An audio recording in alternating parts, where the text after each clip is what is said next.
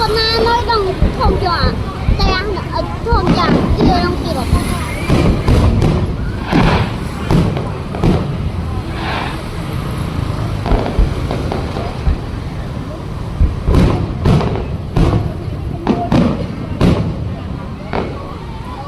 anh đọc cái